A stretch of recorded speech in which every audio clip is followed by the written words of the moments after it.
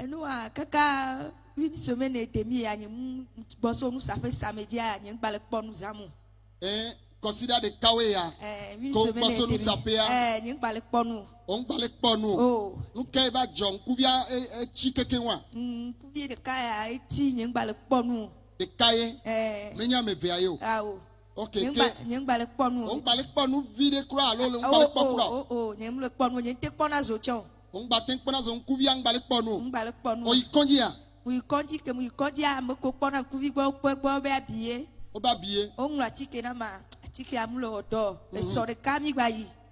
Kemi ya au plana be abia me kpoku be abia gba potolo kuvi adi voa ke va eswa dada nye va fie e be plana be nyama te kaka egbe a be nyama va yo nejo neglo ne kotokoto kwa be dore la le fie e no te pon be nyama va be ayo don nejro mo wa ke ma so va fie alo le na ke gben va vo nye tom so so fun kaka ko java kruzada mu do winet amelo alo now ken gba yo va kruzada so va fie alors le na so home kaka so va fie le moti yem dia kem dia yem la tia comme funu yem le dogbe dada en globe ne mau ni nya te peto la nya wa be ke va fie be mu do la ponu ni tom do la zon e ko le dogbe dada ndo je sibe kore va le dudu le nkudina e kole le dudu le nkudina kuvia jina zare kwasire pe kore kuvijina pam pon ton popo amen.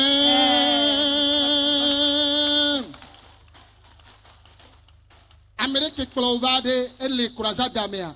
Dadanye ele mangoti gomo funda ye wana le mangoti agome. Mia dada ke ye le pono via la fia ye la lone beva mi le jiba putu babado mi agbo kaba le fie. Oyone be kaka. Oyone be kaka. Mi le ji dada kaka. Nenye be ole degbi agome mi le ji dada kaka neva. La sœur Kaka, si elle est là, qu'elle nous approche rapidement. Alors la maman remercie donc le Seigneur ce soir. Elle dit il y a pratiquement une semaine et demie, elle a commencé par sentir qu'elle a perdu la vue dans son œil gauche. Et elle est allée à l'hôpital pour les consultations ophtalmologiques. Et lorsqu'elle est allée, on lui a dit qu'elle souffrait d'une infection, qu'il y a l'infection sur cet œil-là.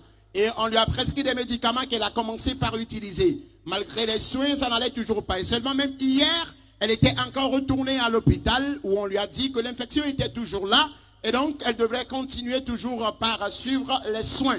Et c'est aujourd'hui qu'une sœur lui a dit qu'il y a un programme ici de faire un effort pour venir. Et effectivement, elle a décidé de participer au programme de ce soir. Et ce soir, avant de venir, elle avait porté les verres médicaux. Malgré cela, elle ne pouvait pas voir. Et c'était l'une de ses sœurs appelée Kaka qui l'avait tenue par la main avant qu'elle n'arrive sur le terrain ici. Et lorsqu'elle était arrivée, elle est allée se tenir debout sous le manguier de l'autre côté. Et lorsqu'on était en train de prier, elle a senti comme s'il y avait du sable qui tombait de ses yeux.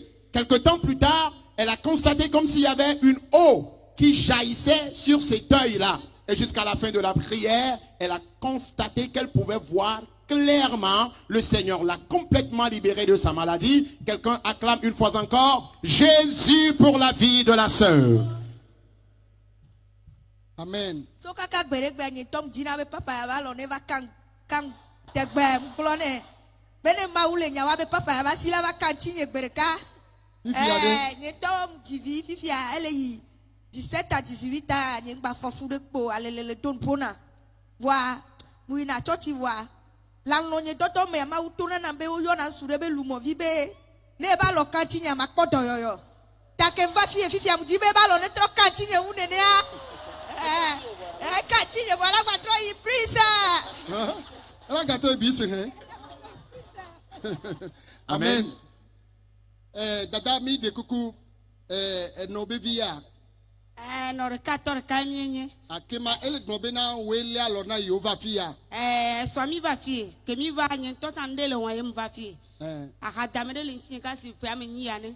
Akadamele nti opia menyi ya. Mi ano mo to mi be wo, ke mi be wo to pa obo wa datakatun le funu. Ye o dolele. Evom yina gbedora fo nyen to assemblée de Dieu mi ka hotidota. Yina gbedora fo ba. Gasia kamia. Eso kem va. Yesu yodo. Oh, nto. Nyamu yina pa ya voire soare. Nyentom ke mi pa le fi amuson kaka do pota ke ngbodu mo ya home. E npo be na ma udu tina yoto na. Fifia no vi o ton ti mi yodo. No vi nyam tele kpɔ no yi nu sa fe gbɔ nyi soa. Mi do to mi asenya. Ayi nu sa fe gbɔ kɔ e pe gblɔ na be e wɔ se be enu wɔ se so lo so vian kum ne va yin kpɔ me de kpɔ ma lo vo yin gba le kpɔ nu. E me yo e so akem senya. Ye mu va fi etrem to gbɔ be. Donc owele ye mi va. No. Ke mi va do gbera vo fifia. Owele alo ne mi va. E be ye mi le kpɔ nu be do chichichan. Titi be ba titi le funda. On veut voir que mi do gbera vo e be le kpɔ nu. Le to ke mi le do gbera le funda le to na be ma kpɔ be ndele kɔlɔnku dine no le kɔsi kene ku ti o le kɔlɔnku dine. Fa ke enu ma ke le kpɔ nu fifi. Le kpɔ nu. OK, fifia dadavi. Enkuvi ke le kpɔ nu no san de o la tuya mi akpɔ. E ke le kpɔ nu na o san o la so alo tuya. E ke so alo tui. E ke mi le kpɔ nu na wa kpɔm nyuere. Kpɔm. Alovi nene ya. Deka. Nene ya. Abeve. Nene ya. Abeto. Nene ya. Abene. Nene ya. Abato. Amen. Amen. Amen. Amen. Amen. Alléluia. Amen. Jésus t'a vraiment guéri.